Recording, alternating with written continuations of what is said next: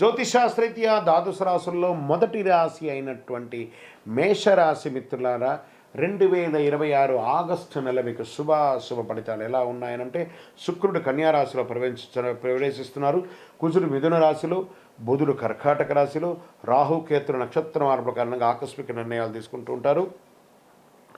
ఈ నెల కష్టానికి ఫలితం, తొందరపాటు నిర్ణయాలకి పరీక్ష అనే ఒక విధంగా ఉంటుంది.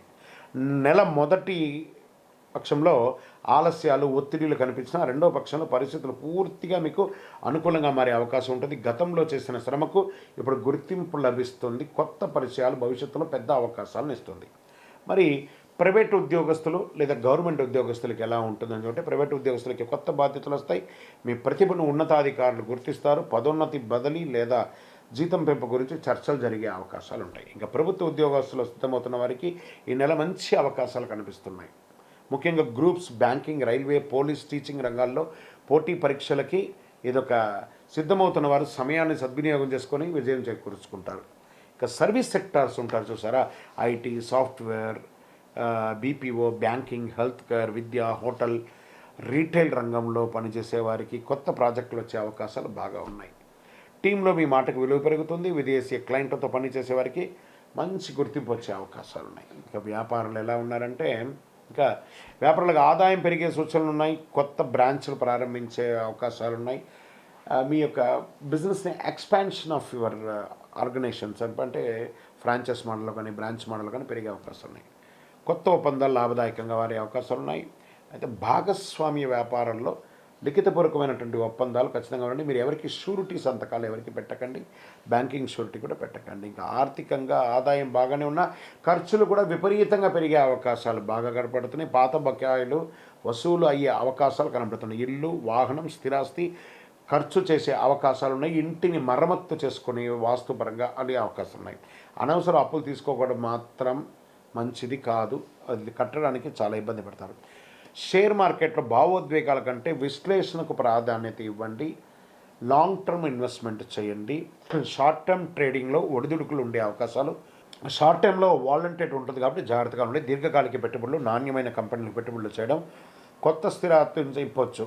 అధిక రిస్క్ అస్సలు పనికిరాదు, జాగ్రత్త. ఇంట్లో శుభకార్యాలు చర్చ జరిగే అవకాశం ఉన్నాయి. బంధువుల్లో జీవిత భాగస్వామి సహకారం లభిస్తుంది.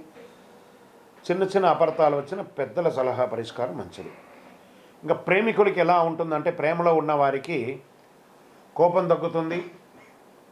వివాహ ప్రయత్నాలు చేసుకున్న వారికి చక్కటి అవకాశాలు బాగా ఉన్నాయి. శుభవార్తలు వచ్చే అవకాశం ఉన్నాయి.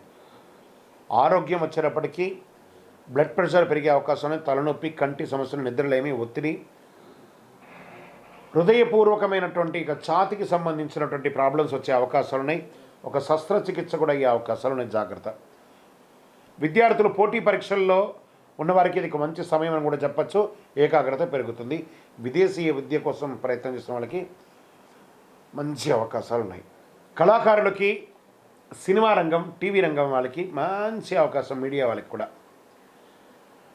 యూట్యూబ్ ఛానల్స్ కానీ, టీవీ ఛానల్స్ కానీ, సంగీత, నాటక, సోషల్ మీడియా రంగంలో ఉన్నవారికి కొత్త అవకాశాలు వస్తున్నాయి. మీ ప్రతిభకు ప్రశంసలు లభించే అవకాశాలు కూడా ఉన్నాయి. రాజకీయ నాయకులు, ప్రజల్లో ఆదరణ పెరుగుతాయి. కొత్త బాధ్యతలు, పార్టీ పదవులు, ముఖ్య సమావేశాల్లో పాల్గొనే అవకాశం ఉంది. కాస్త మాటలు జాగ్రత్తగా మాట్లాడితే చాలా మంచిది. ఇంకా విదేశీయ ఉద్యోగాలు, వీసా, ఇమిగ్రేషన్, ఉన్నత విద్యకు సంబంధించిన పనులు పురోగతి కనబడుతుంది. ఆలస్యమైన ఫైళ్ళు మాస ద్వితీయంలో ముందుకెళ్లే అవకాశాలు ఉన్నాయి. పాత కోర్టు కేసులు కొంత అనుకూలం కనిపించవచ్చు. ఆస్తి కొనుగోలు, అమ్మకాల పత్రాలు పూర్తిగా పరిశీలించి కేసులో ముందుకు చేసుకోండి. చర్చల ద్వారా తీసుకోండి. ఈ నెల మొత్తంలో తీసుకోవాల్సినటువంటి ఆరోగ్యపరమైన నిర్లక్ష్యం చేయకండి. పెద్ద మొత్తంలో అప్పు ఇవ్వకండి. కోపంతో నిర్ణయాలు తీసుకోకండి. సంతకం చేసే ముందు ఒకసారికి 2 సార్లు చదివి సంతకం పెట్టండి.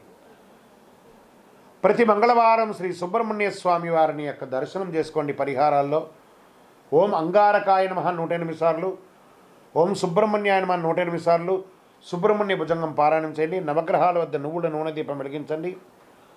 ఎర్రటి పుష్పంతో సుబ్రహ్మణ్య స్వామికి ప్రార్థన చేయండి.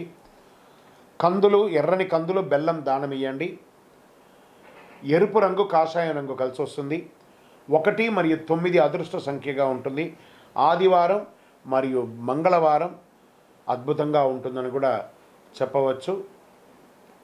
ఈ నెల అంతా కూడా మేషరాశి వారికి శుభాశుభ ఫలితాలు మిశ్రమంగా ఉంటుంది కాబట్టి తగు జాగ్రత్తలు తీసుకొని ఉండండి. ఇంకను మీ వయస్సు ఎంత ఉందో అన్ని దీపాలను మీ యొక్క ఇష్టదైవ దేవాలయంలో ప్రార్థన చేయండి.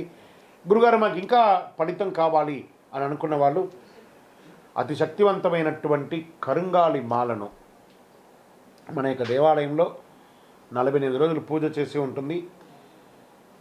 మీ గోత్రనామాలతో తెప్పించుకోండి, అద్భుతమైనటువంటి ఫలితాలను పొందండి, విజయోస్తు. మేము చెప్పే ఈ జాతకం గోచార గ్రహస్థితులను దృష్టిలో పెట్టుకొని యూనివర్సల్గా చెప్పడం జరుగుతుంది. అది మీ వ్యక్తిగత జాతకానికి ఒక 30% మాత్రమే వర్తిస్తుంది. మీ యొక్క వ్యక్తిగత జాతకం తెలుసుకోవడానికి మీ పరిసర ప్రాంతాల్లో ఉన్నటువంటి గురువులను సంప్రదించి తెలుసుకోండి. లేదా మా ద్వారా జాతకం తెలుసుకోవాలి అని అనుకుంటున్నారా? కనబడుతున్నటువంటి డిస్ప్లేలో కనబడుతున్నటువంటి ఈ యొక్క నంబర్కి మీ పేరు, date of birth, time of birth, place of birth WhatsApp చేయండి. మా అడ్మిన్స్ మీకు రిప్లై ఇస్తారు. మళ్ళీ చెప్తున్నాను, జ్యోతిష్యం జాతకం అనేది పడుతున్న వర్షానికి ఒక గొడుగు మాత్రమే, కానీ జ్యోతిష్యం జీవితం కాదు. మీరు మిమ్మల్ని నమ్మండి, మీ ఇష్టదైవాన్ని నమ్మండి, కులదైవాన్ని నమ్మనండి.